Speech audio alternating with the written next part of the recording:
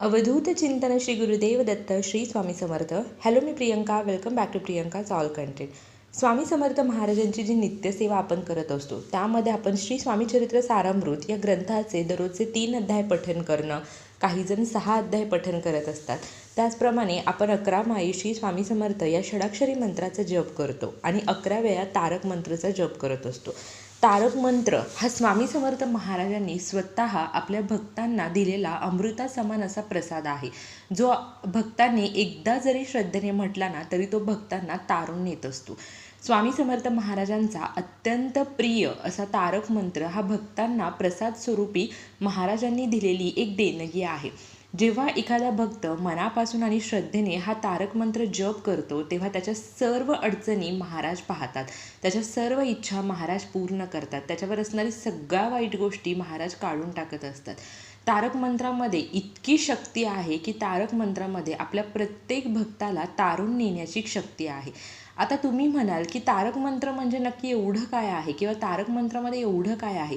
तर तारक मंत्र जो आहे तो तारक मंत्र फक्त तारक मंत्र आहे किंवा एखादा मंत्र आहे, एखादं वाक्य आहे असं नाही. तर त्या तारक मंत्रामध्ये इतकी शक्ती आहे. भले तुम्ही तो 11 वेळा जप करा, 51 वेळा करा, 108 वेळा करा किंवा तुम्ही एकदाच करा, पण त्याचे अनुभव तुम्हाला तुमच्या आयुष्यात आल्याशिवाय राहणार नाही. आता बऱ्याचशा जणांना तारक मंत्र म्हणजे नक्की काय हे माहिती नसेल. तुम्ही यूट्यूबला सर्च करा आणि तो तारक मंत्र तुम्हाला मिळून जाईल. तारक मंत्राची बरेचसे जण अनुष्ठान रूपी सेवा करत असतात. काही जण 11 दिवस, 21 दिवस, 51 दिवस, 108 दिवस. ही जी तारक मंत्राची सेवा आहे, ही सेवा केल्याने तुमच्या कितीही कठीणातल्या कठीण इच्छा असू द्या त्या पूर्ण होतात. तुमच्यावरती आलेलं संकट जे आहे ते महाराज दूर करतात. त्याचप्रमाणे तुमच्या घरामध्ये असणारी वाईट शक्ती, नजरबाधा, इडापिडा, कर्णीबाधा, पिशाच्च, भूत या सगळ्या गोष्टींवरती तारक मंत्र ही अतिशय प्रभावी सेवा आहे.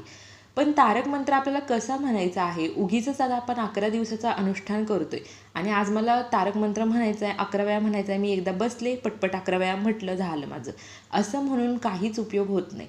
तुम्ही जेव्हा श्रद्धेने तो तारक मंत्र म्हणता, त्या तारक मंत्राचं प्रत्येक वाक्य, प्रत्येक शब्द जेव्हा तुम्ही समजून घेता तेव्हाच तुम्हाला त्याचा अनुभव येतात.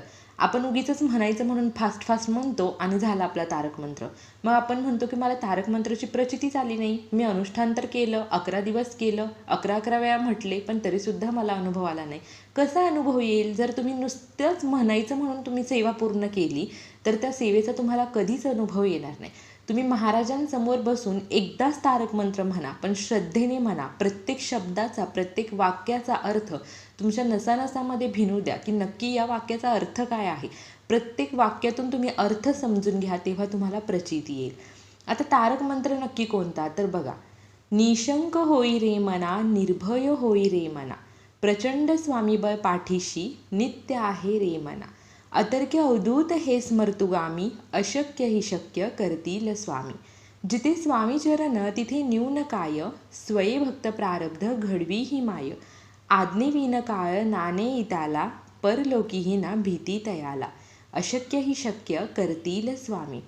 उगाची भीतोसी भय हे पळू दे, वसी अंतरी स्वामी शक्ती कळू दे, जगी जन्म मृत्यू असे खेळ ज्यांचा, नको घाबरू तू असे बाळतांचा, अशक्य ही शक्य करतील स्वामी.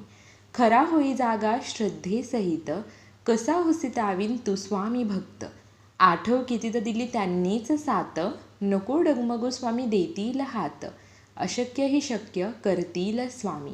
विभूती नमन नाम ध्यानादि तीर्थ, स्वामीच या पंच प्राणामृतात, हे तीर्थ घेई आठवीरे प्रचिती, न सोडती कदात या जया, स्वामी घेती हाती, अशक्य ही शक्य करतील स्वामी, अशक्य ही शक्य करतील स्वामी, अशक्य ही शक्य करतील स्वामी. श्री स्वामी समर्थ. जय जय स्वामी समर्थ. तर अगदी 5 कडव्यांचं सुंदर असं लहानसं असा हा तारक मंत्र आहे.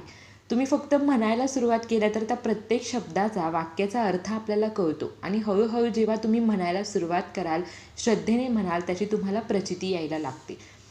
आता तारक मंत्र तर सर्वच म्हणतात, पण तारक मंत्र म्हणताना तुम्हाला एक उपाय करायचा आहे, तेव्हाच त्या उपायाची तुम्हाला प्रचिती येते.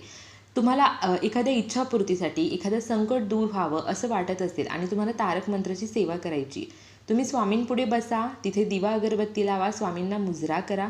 एक ग्लासभर पाणी तुम्हाला स्वामींच्या समोर ठेवायचं आहे आणि त्यावरती तुम्हाला तुमचा उजवा हात ठेवून तारक मंत्र म्हणायचा आहे. किंवा फक्त तुम्ही एक ग्लासभर पाणी स्वामींसमोर ठेवा आणि तिथे बसून तारक मंत्र म्हणा, श्रद्धेने म्हणा. हे पाणी जे आहे ना, ते तुम्ही ठेवताना फक्त पाणीच असतं, पण जेव्हा तुम्ही तारक मंत्र म्हणता तेव्हा ते जे पाणी आहे त्याच्यामध्ये महाराजांचा सर्व आशीर्वाद येतो आणि ते जे पाणी आहे ते फक्त साधारण पाणी न राहता ते अमृतासमान म्हणजे अमृतच बनतं त्या पाण्याचं. आणि जेव्हा हेच पाणी तुम्ही ज्या व्यक्तीची एखादी इच्छा असेल, संकट असेल, त्याला प्यायला देता तेव्हा त्याला अनुभूती येते. तुम्ही अशा प्रकारे तारक मंत्राची सेवा करायची आहे. म्हणजे जेव्हा कधी तुम्हाला तारक मंत्र म्हणायचा आहे, महाराजांसमोर एक ग्लासभर पाणी ठेवा, त्यावरती हात ठेवा किंवा तिथे समोर पाणी ठेवून तुम्ही तिथे बसून तारक मंत्र म्हणा. मग तुम्ही एक वेळा म्हणा, 11 वेळा म्हणा, 21 वेळा म्हणा, 51 वेळा म्हणा, 108 वेळा म्हणा, तुमची यथाशक्ती.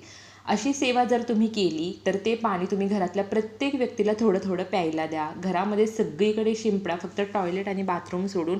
बघा, तुमच्या घरातली नकारात्मकता जाणार, सकारात्मक ऊर्जेचं वातावरण तयार होणार. वाईट इडापिडा असेल, नजरबाधा असेल, करणी असेल, सगळं काही निघून जातं. घरात तुमच्या ज्या व्यक्तीची इच्छा असतील, काही इच्छा असेल की ती पूर्ण व्हावी, तर ती इच्छा पूर्ण होते, संकट दूर होतात, आजारपण दूर होते आणि महाराजांचा आशीर्वाद तुमच्या पाठीशी कायम राहतो. तुम्ही ही सेवा करून पहा. बघा, महाराजांच्या आशीर्वादाने तुमच्या घरामध्ये कधी कटकट होणार नाही, कधी कुठली व्यथा येणार नाही, कधी कुठलं संकट येणार नाही आणि जरी आलंच ना तरी त्या संकटाची झळसुद्धा तुम्हाला बसणार नाही. इतकं सहजपणे ते संकट निघून जाईल. अशा पद्धतीने तुम्हाला ही तारक मंत्राची सेवा करायची आहे. आता समजा तुमच्या घरामध्ये इतर जण मांसाहार करतायत आणि तुम्ही तारक मंत्राची सेवा करत आहात, तर त्यांना मांसाहार करू द्या, तुम्ही तारक मंत्राची सेवा कंटिन्यू करा. मासिक पाळी आली तरीसुद्धा तारक मंत्राची सेवा आपल्याला करायची आहे. फक्त तेव्हा तुम्ही महाराजांसमोर न बसता असंच कुठेही तुम्ही जे काही काम करत आहात त्या काम करता करता तुम्हाला तारक मंत्र म्हणायचं आहे. तारक मंत्र महाराजांचं जे नामस्मरण आहे त्याला कसल्याही प्रकारचं बंधन नाही आहे. ते तुम्ही चालता बोलता कुठेही कसलंही काम करता करता तारक मंत्र म्हणू शकता. जर श्रद्धेने तुम्ही काम करता करता जरी हा तारक मंत्र म्हटला ना तरी महाराजांचा आशीर्वाद तुम्हाला मिळतो.